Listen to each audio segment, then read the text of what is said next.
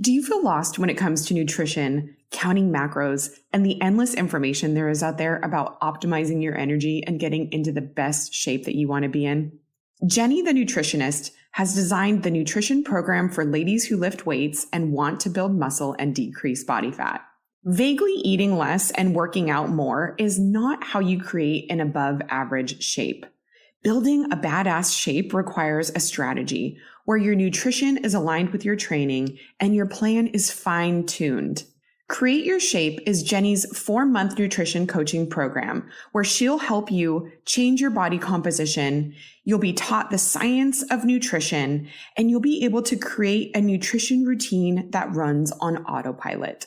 I have learned so much from her and she truly is the best at what she does. For Mindset Mile listeners, she's offering 10% off her 4-month nutrition program with the code MILE10.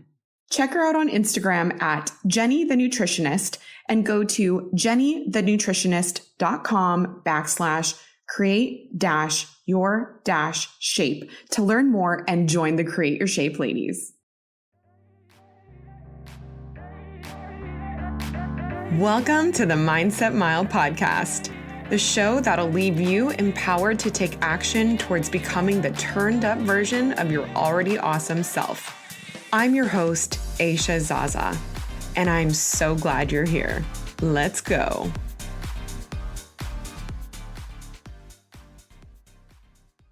Hello, my beautiful friend. Welcome back to another episode of the Mindset Mile podcast. This week's Ask Aisha question is there a 90s culture item or thing you wish were back that isn't back?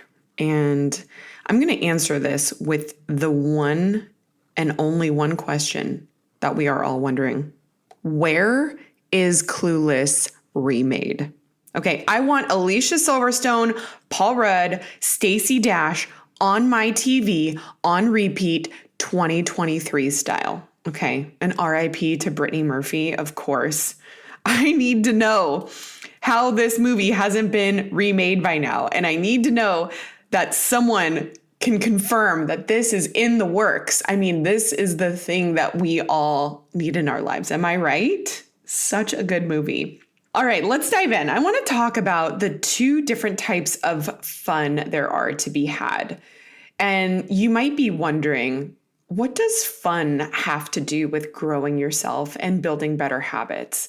But after I explain this, you're going to see that there's one type of fun that actually builds character.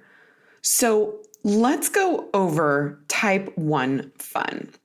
Type 1 fun is when you're having fun in the moment. It feels good and it's enjoyable and you're laughing.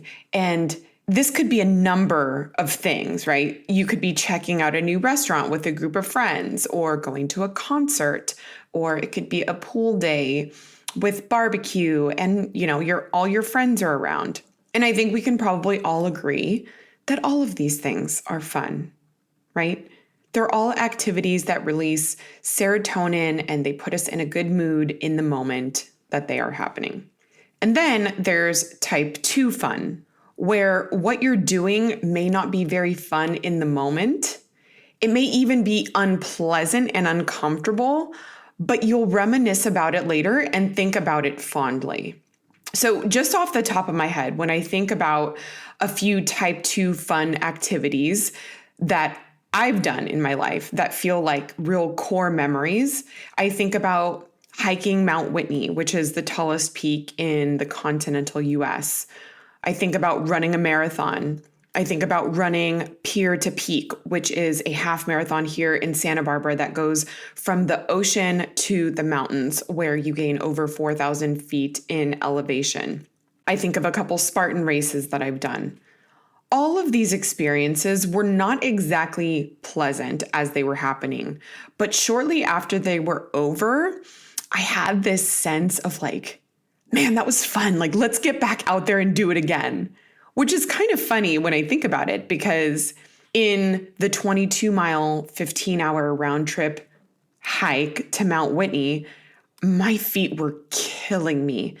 My back and my shoulders were killing me from carrying a 25-pound backpack up 14,000 feet of elevation. I was freezing when we started and then sweltering as the day went on. During my marathon around mile 20, my whole posterior chain was so tight and my feet were screaming, and I still had 6.2 more miles to go.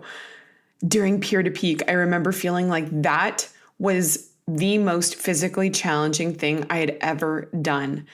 And during the obstacle races I've done, there were times where I ended up by myself and I was looking ahead at the upcoming hills that I still had to run. And in the freezing cold water obstacles, where I was running with soaking shoes and clothes and freezing or covered in mud and dirt. If you were to ask me in that moment, I wasn't exactly having the time of my life, or so it felt. But all of those experiences gave me a delayed sense of gratification that I remember way more vividly than, let's say, drinking at a country concert that I went to with my friends. Now, let me just say, I am not saying that there's anything wrong with enjoying yourself in the moment and spending time doing things you love with the people you love. I believe there's a time and place for both types of fun to exist.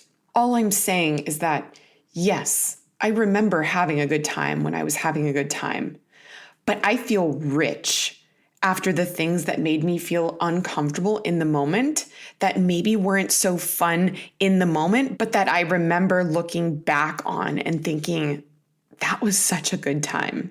The lessons and stories that come from type 2 fun are what make it all worth it, right? Like those experiences give you perspective that you don't gain through having type 1 fun. You'll learn a lot about yourself and your capabilities, but I also think it grows your sense of compassion for others. There's something about being pushed to different physical and mental limits that's bonding, even if those events are unique and didn't happen at the same time. You could be just talking with someone and you're able to relate to an experience they had because you also went through something that was very trying in the moment that you learned and you grew from. And type 2 fun doesn't need to be physical.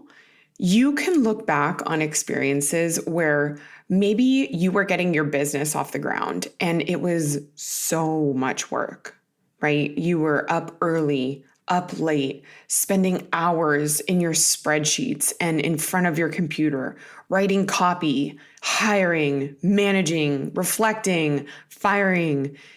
You were in the weeds, grinding. Or maybe you are now. But so often we look back on those messy seasons of massive action and we remember them fondly. Those were the good old days. You remember it as a whole, that it was hard, but worth it. You don't necessarily remember the exact moments and feelings of exhaustion or frustration. And to that point, I think this is a lot of what parenting also looks like. Seasons and lessons of type 2 fun. So I want to ask you, which type of fun do you mostly seek in your life? As I said before, I believe there's a time and place for both. But if you find yourself only being attracted to type 1 fun, I want to encourage you to balance your life a little more with some type 2 fun. Because it's in those moments outside your comfort zone where your character is built. We live in a world where we are constantly seeking instant gratification. But the truth is, instant gratification leads to many things that don't work in your favor. It breeds impatience, a sense of never being or having enough, emotional highs followed by emotional lows, and a lack of sense of purpose. Type 2 fun doesn't need to be these colossal physical feats like hiking record peaks and running marathons. Even exercising or going to the gym 4 to 5 times a week is a form of type 2 fun. A lot of what you do at the gym hurts, right? It takes a lot of energy and you may get sore afterward, but even in those brief moments of pushing through another set of deadlifts or your last round of wall balls, that gives you a sense of delayed gratification.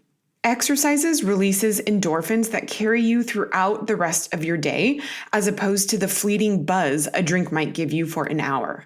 It makes you stronger, healthier, and it builds confidence even when you don't feel it in that moment. It's the compound effect of pushing through when things are hard, and of showing up when you don't feel like it, and following through with a commitment to yourself that makes up real, lasting, meaningful fun. So, to sum this up, I hope you feel encouraged to lean into discomfort. Find the fun in discomfort when you reflect on it, and know that how you're spending your time is shaping who you are and what you bring to the world. The type of fun you have frequently matters. Maybe it's time to seek out a little bit more type 2 fun. I hope this episode spoke to you. Please tag me on social media. And if you have a second after this episode is done, please give the episode a rating and review. I would appreciate that more than you know. I cannot wait to see you next week. And until then, make it a great day.